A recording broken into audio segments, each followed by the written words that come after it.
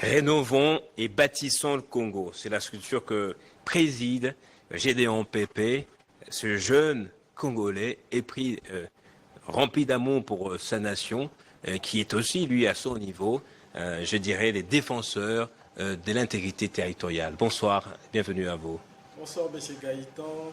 Je suis très heureux de venir encore sur ce plateau. Oui. Alors, on va commencer par votre structure d'abord. La dernière fois, on n'en avait pas suffisamment parlé. Le REBAC, c'est ça. Rénovons et bâtissons le Congo. Vous m'aviez dit que c'était une structure qui rassemble déjà des jeunes. Autour de quoi? Autour de quel but? Autour de quelle idéologie? Bon, REBAC est une structure politique qui date déjà, c'est depuis 2023 que nous avons créé cette structure. Le but de Rénovons et bâtissons le Congo était de rassembler les jeunes, vu qu'aujourd'hui les jeunes se définissent par les antivaleurs. Donc, Rénovons et bâtissons le Congo est né pour prêcher la reprise de conscience à la jeunesse congolaise qui nous caractérise aujourd'hui. Et à part ça, nous avons eu à constater sur terrain que l'avenir de la jeunesse congolaise part en couille. Notre avenir et l'avenir de nos enfants devient de plus en plus incertain.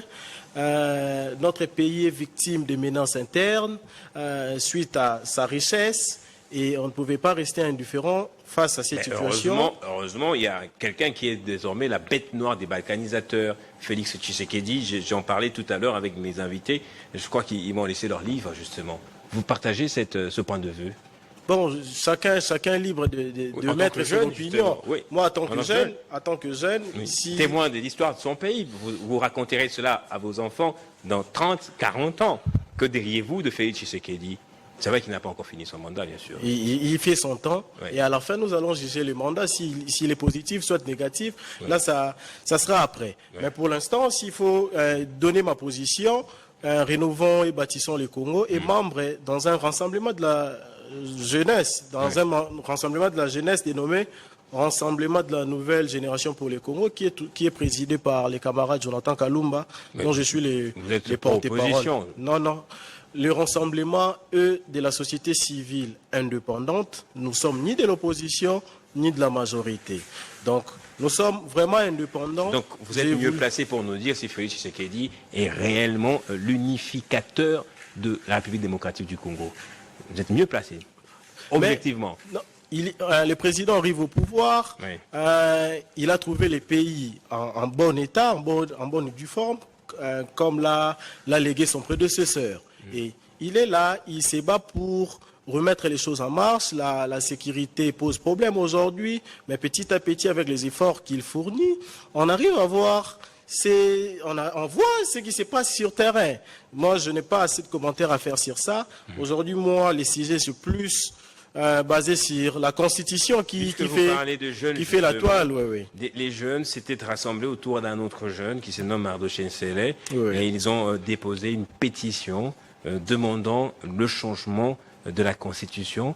Cette pétition a rassemblé ou a récolté près de 100 000 signatures. Est-ce que vous vous identifiez dans cette démarche? Non, bien que vous n'ayez pas été contacté directement, mais je dirais intrinsèquement, est-ce que vous retrouvez dedans, dans cette voie? Le changement de la Constitution n'est pas un péché, et puis soit la révision de cette Constitution n'est pas un péché. La Constitution, elle est révisable. Nous avons tracé les lignes au niveau du rassemblement. Elle est révisable à condition Je vais avancer. Au niveau de notre rassemblement, nous avons tracé les lignes. Notre ligne, c'est quoi? Avant de parler changement ou révision de la Constitution, nous ne voyons pas l'opportunité à ce stade de discuter à ces sujets. Pourquoi? Il y a l'intégrité territoriale qui est menacée aujourd'hui, il y a l'insécurité grandissante au sein de la ville de Kinshasa, les fonctionnaires sont payés en retard, il y a l'état des sièges de l'autre côté, donc le pays traverse une période un peu sombre. S'il faudrait parler révision de la Constitution, il faut au préalable restaurer l'intégrité territoriale. Aujourd'hui, il y a plus de 120 localités qui sont au contrôle de rebelles. Les fonctionnaires ne sont pas payés à temps. Ce sont les questions importantes que nous devons traiter au préalable et après nous mettre ensemble autour de ces débats républicains, parler révision ou changement constitution. Pour vous, c'est une question juste d'opportunité. D'opportunité. Pour l'instant, on ne voit pas l'opportunité. Pourrait bien toucher la Constitution. Tout à fait, la Constitution. Dans les jours prochains, si les fonctionnaires étaient payés. La Constitution prévoit sa révision, chose qui est normale. Ouais. Mais aujourd'hui, quelle est l'opportunité de modifier ou de changer cette Constitution alors qu'il y a plus de 120 localités qui sont gérées par les rebelles?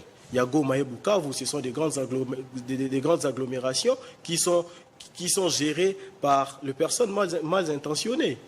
Donc, s'il faudrait parler révision de la Constitution, il faut d'abord rétablir, restaurer l'intégrité territoriale et après, nous allons nous mettre autour d'une table, débattre de cette question. Gédéon Pépé, vous voulez dire que vous réfléchissiez mieux que les intellectuels congolais, les professeurs constitutionnalistes qui aujourd'hui font des tournées en République démocratique du Congo pour essayer de sensibiliser la population au changement de la Constitution, que ce soit les politiques, ou peut-être que vous y voyez d'autres choses derrière cette démarche? Non, peut-être l'intention. Oui, c'est quoi l'intention cachée? C'est là où nous, en fait, moi je m'émartèle avec mon rassemblement. Aujourd'hui, nous ne voyons pas l'opportunité. Et derrière, tant qu'il n'y a pas l'opportunité, et quelle intention qui se cacherait derrière ce changement? L'opportunité est subjective. Par rapport à quoi? Chacun sait quand c'est opportun de faire quelque chose. Il n'y a aucune disposition constitutionnelle qui empêche de payer les fonctionnaires à temps, par exemple. Il n'y a aucune disposition constitutionnelle. Non plus aucune disposition constitutionnelle qui interdit de réviser la Constitution quand les fonctionnaires ne sont pas payés. Quand les fonctionnaires ne sont pas payés. Oui, tout à fait. Ça veut dire que l'opportunité, ça dépend de qui et qui voit, comment. Ce n'est pas en fait les bons moments pour modifier cette Constitution. Ce n'est pas les bons moments. Il y a des questions importantes que le pays traverse. Donc, le gouvernement doit d'abord régler ces problèmes et après engager ces débats. C'est là que moi, en fait, je m'émartèle dans ça. Donc, il n'y a pas opportunité à ces stades. Et quelle intention se cacherait derrière cette révision ou bien ces changements? Si l'intention, c'est se maintenir au pouvoir, là, c'est encore compliqué. C'est encore violer cette Constitution. Pourquoi? La Constitution limite les mandats dans les temps et dans l'espace que tout le monde est obligé de respecter. Alors, vous dites changer la Constitution est inopportun. L'Église catholique a dit que c'était hasardeux. Qu'est-ce que ça vous a inspiré, ce changement de vocabulaire en parlant de hasardeux? Révision de la Constitution, ce serait hasardeux, voilà. Oui, à ce stade. Moi, en fait, j'ai pas beau parler, mais il est juste question qu'à ce stade, il n'y a pas opportunité de parler Constitution vu les problèmes que le pays traverse. Vu les problèmes que les pays traversent, on ne peut pas se mettre là, passer à la télévision, parler changement de constitution. À chaque fois, cette question du changement de la constitution est abordée. Le pays, en fait, il y a fracture de la cohésion sociale nationale, voulais-je dire. Si nous remontons à l'histoire en 2016, c'est toujours la même question qui nous revient à table. Alors qu'en 2016, quand l'ex-président avait peut-être cette intention de changer cette constitution, il y a eu les tensions qui se sont levées et on arrive en 2026, cette question du changement, soit de la révision constitutionnelle, revient encore surface. C'est trop dangereux. Nous risquerons de voir le même scénario que nous avons connu en 2016, c'est répété en 2026 ou 2027.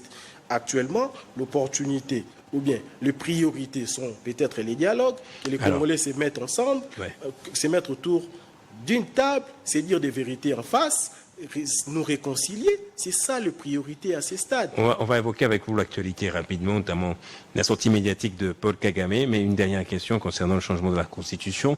Vous dites que ce n'est pas opportun, les autres disent que c'est hasardeux, d'autres encore disent que c'est le moment parce que ça constitue une sorte d'entrave, ça bloque la bonne gouvernance en République démocratique du Congo.